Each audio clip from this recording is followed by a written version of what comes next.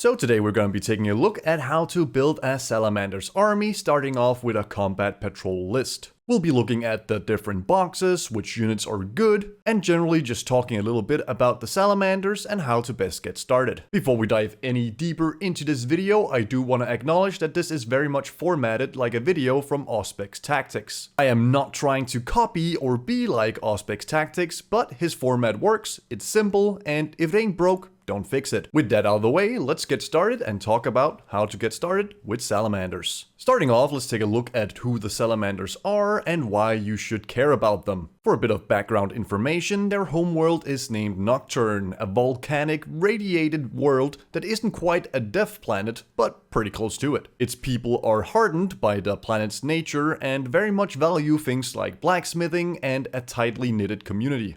Their Primarch is Vulkan, who is most likely still alive, but his whereabouts are unknown. That said, the Salamander Legion believes that their Primarch will return once they collect all the relics of Vulkan. Now, what makes the Salamanders different from all the other Space Marine chapters? Well, it's mostly in the idea that they are the most heroic and/or noble Space Marine chapter. They value the idea of being self-sacrificial and as well as being born protectors, and as such take pride in protecting civilians as well as lower human beings that aren't Space Marines. That is different from your ordinary Space Marine that usually sees themselves as above or better than the regular human. Another thing that makes them stand out is that they live alongside their normal human parents, family, community, and so on and so forth when they are not out crusading and/or protecting other worlds. This means that they keep that human feeling and stays intact with their previous lives despite being, 6 foot tall demigods. And with that, of course, comes the idea of being humble despite their stature and rank. They may be genetically improved superhumans, but they don't see themselves as better or stronger than anyone else. In terms of playing Salamanders, what makes them special? Well, they are a very balanced Space Marine army. Whereas Ultramarines might be better at shooting and Blood Angels might be better at melee, Salamanders land somewhere squarely in the middle, having decent shooting and decent melee. They also have good defensive and offensive stratagems, although most of them skew towards the defensive stratagems over the offensive stratagems. A standout part of the Salamanders are their tough characters. Whether they are named or not, with a combination of relics and warlord traits, you can make some truly strong and almost unkillable characters. With a stratagem, you can even bring some of these characters back on a 4+. For their rules, they ignore AP-1 army wight, meaning that they are very resilient against small arms fire. For their rules, the Salamanders ignore AP-1 army wight. This is very nice against small arms fire or massive shooting. In light cover, they'll be saving those on 2s. And standing out in the open, they'll be saving on 3s. Right now, the meta isn't filled with very much AP-1 shooting, but if and when that happens, the Salamanders will gladly take on all the hordes of different shooting. They also get +1 to wound with flamers and melta weapons in the tactical doctrine, that is turn 2 and 3. They also get to reroll 1 wound roll for each unit per phase. This is particularly useful for melta weapons, where every bit of damage counts. And as mentioned before, they have a good mix of defensive and offensive stratagems, such as one to give them +1 strength and 6s to deal double damage, another one that just gives +1 to wounding, and quite a few involving flamers, such as automatically getting the maximum amount of shots, dealing some mortal wounds, and being able to shoot flamers as if they were pistols. Now for the biggest part of this video, how do you get started? Luckily, Space Marines are one of the factions that get the most amount of boxes, whether that be army boxes, combat patrol boxes, or anything else. If you are able to split with a friend, then Indomitus, a starter box, or an army box is a great way to get started. You usually get a bigger discount than buying, say, a combat patrol box and or anything else in general, and if you split it with a friend, you'll save even more. That said, if you can't split it with a friend, then you're stuck with a second army that you might not want to use and or can only sell for a small amount of money. I also want to say that while the Indomitus box is amazing, it is currently very overpriced because it's out of production and people are selling it for way above the price it was originally sold at. If you don't have anyone to split a box with, then your best bet is probably to start with some combat patrol boxes, and those are gonna be the focus of this video. But just keep in mind that Indomitus and or an army box is also a valid choice if you have someone to split it with. So for combat patrol boxes, Space Marines have a total of 6, but we're just going to be taking a look at 4 of them. The reason why we're only gonna take a look at 4 of them is that the Black Templars and Space Wolves box have units that can only be used in those armies. The Space Wolf Combat Patrol box does have some units that can be built into classic Marines, but I still think it falls in the category of you want to buy that box because you want to play Space Wolves particularly, while these 4 boxes can be used for any faction really. Starting off with the Space Marines Combat Patrol box, you'll be getting 1 Primaris Lieutenant in Phobos armor, 10 Primaris Infiltrators, 3 Suppressors, 3 Eliminators, and 1 Primaris Impulsor. You get a total of 605 points in models without any upgrades, which is the most amount of points you'll get from any of these 4 Space Marine Combat Patrol boxes. So if you're purely looking for value, then this box is the best one. In terms of units, the infiltrators you're getting are great. They are slightly overpriced at the moment, and a lot of people tend to take incursors instead of infiltrators. That said, infiltrators are still a very good troop choice, and I think everyone will be happy to have some in their arsenal. The impulsor is one of the few transports that can be used for Primaris Marines, and I'm gonna go out on a limb and say that right now it is the best transport for those Primaris Marines, as it can get a 5-up invuln for a small point upgrade. The eliminators you get are decent. They are among the better sniper units in the game. They're also fairly cheap, and they are a fun unit to play with when you get started. The Phobos Lieutenant, however, is not the most amazing choice of a lieutenant. He does get to forward deploy and get some special warlord traits, but none of them are super amazing, and unless you're planning on playing a very sneaky Space Marine army, then he's kind of meh at best. The suppressors aren't amazing either, but they do have their place in Space Marine lists. Holding down objectives and firing with some fairly long-range shooting and decent damage potential, they aren't the worst choice for objective holders, and or just a little bit of threatening shooting. For my personal thoughts on this box as a Salamander's starting army, I don't think it fits very well with the Salamanders. First of all, you don't get any flamers and or meltas, which obviously is a big part of playing Salamanders. The character choice of the Phobos Lieutenant isn't great for Salamander Warlord traits and or relics either, because the only reason you want to pick a Primaris Lieutenant in Phobos armor generally is to get access to those specific Phobos Warlord traits and or artifacts. That being said, all the units, perhaps except for the Suppressors and Lieutenants, can fit in a Salamander's list quite easily. Once again, I do want to say that the Suppressors can go into a Salamander's list, but it's probably just not your preferred choice. I'd give this Combat Patrol box a rating of 6 out of 10, so it's not the worst choice, but perhaps you can do better. Moving on over into the Dark Angels Combat Patrol box, you'll be getting 1 Primaris Chaplain, 3 Inceptors, 1 Redemptor Dreadnought, and 5 Primaris Intercessors. You'll also be getting the Dark Angels Primaris Upgrade Sprue, as well as Dark Angels Transfer Sheet, and the best way to deal with these things is to sell them off after buying the box, just to get a little bit of the money back. In this box, you get a total of 380 points without any upgrades, which is quite a bit less than the Space Marines Combat Patrol box.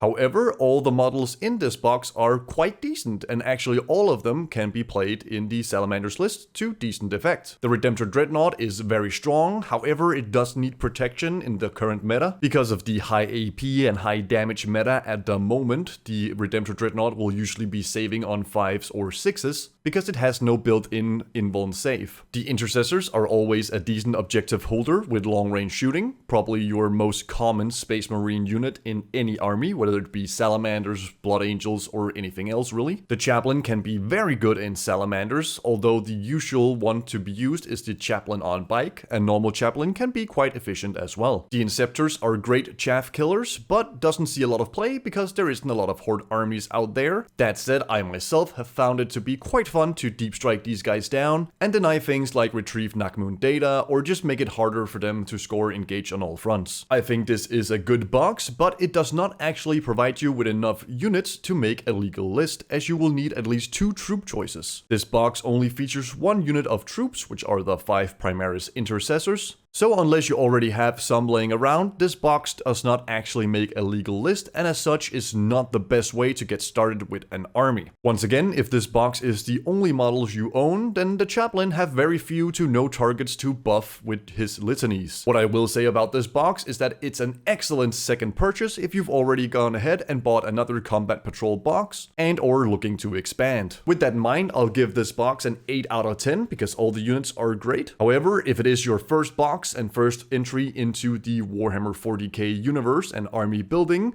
then I'm probably gonna go ahead and give it a 6 out of 5 out of 10 instead of an 8. Simply put, this box does not make a legal list, and as such, you can't get started playing with it. Moving on to the Blood Angels Combat Patrol box, you'll be getting 1 Primaris Librarian, 1 Impulsor, 5 Primaris Intercessors, 5 Primaris Incursors that can be assembled as Infiltrators instead, 3 Primaris Aggressors, and 2 Blood Angel Primaris upgrade frames, and just as with the Dark Angels, you can sell these to recuperate a bit of the box. With these models, you come out to a total of 420 points.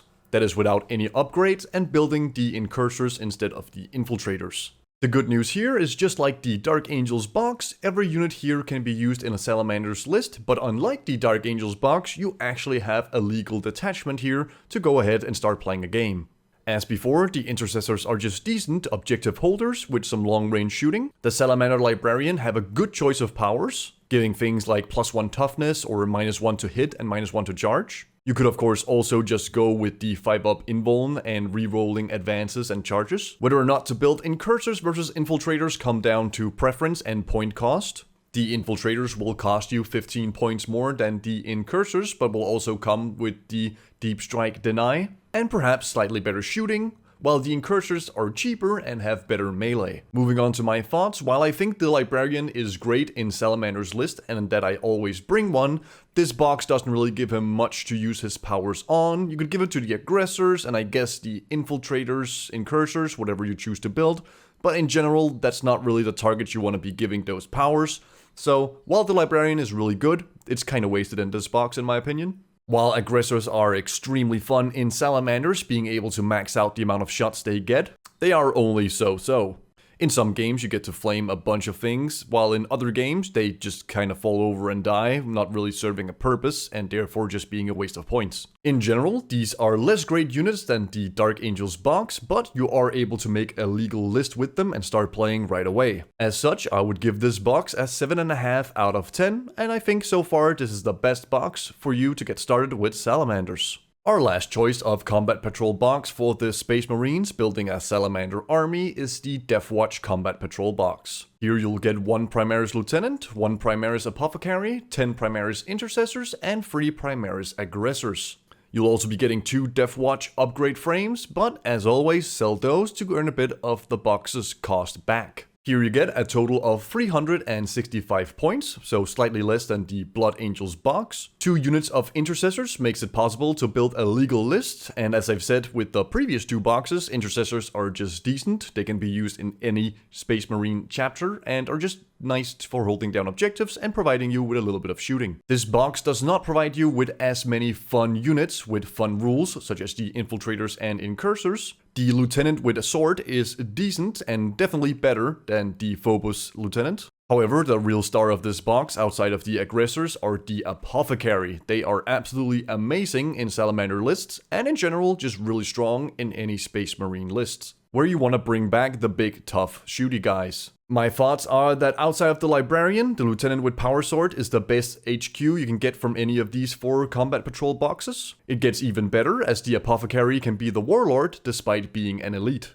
Once again, I do need to mention that while Aggressors are really fun with Salamanders, they are still only so-so, but they definitely fit the fluff and can be really good using those stratagems to max out their shots, creating some mortal wounds, using their flamers as pistols in combat. In general, if I were to start a new army with Salamanders again, I would definitely be picking up this box. It's a 9 out of 10 for me. Outside of the Lieutenant, I'm using every unit in this box in any army list I'm currently building. Sometimes swapping out 1 unit of Primaris Intercessors for Infiltrators or something else. I definitely gotta go ahead and say that the Deathwatch Combat Patrol box is the way to go to start building a Salamander's army if you are picking up one of these Combat Patrol boxes. As such, this gets a 9 out of 10 from me. Finally, I just quickly want to talk about how I would build a list if I had unlimited funds and or any model, but still aiming for those 500 points for a Combat Patrol list. I would start off by having a Primaris Librarian as my HQ choice. I would then throw in the Primaris Apothecary, turning him into a Warlord and Chief Apothecary. I would then field 10 Intercessors, 2 squads of 5s. These will be your objective holders and just a little bit of your shooting. I would then go ahead and bring 4 Blade Guard Veterans, and finally 1 Attack Bike with Multi-Melta. This comes out to a total of 495 points, or 460 if you don't give the Apothecary the Chief Apothecary upgrade. Why would I choose to build this list if I had unlimited funds or any models? Well, it mostly comes down to that Salamanders likes heavy-hitting shooting with Melta from Eradicators, Attack Bikes, or anything else,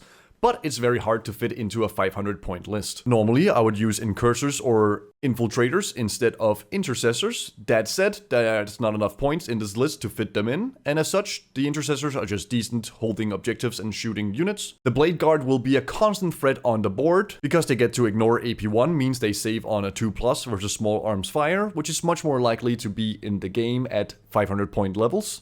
While the targets may not be the best for these powers, in small games the Apothecary and Librarian can get their defensive buffs out to just about every unit and get the maximum amount of value out of them. And because we are playing Salamanders, there's of course no way we can make a list without just a little bit of Melta, and therefore I think the Attack Bike is very decent. If you keep him close to either the Librarian or the Apothecary, you'll be able to protect it. The Apothecary can even heal it, and so you'll have a fast-moving, strong-shooting unit in these small games. You could alternatively, instead of the Blade Guard Veterans, try and throw in some Vanguard Veterans instead.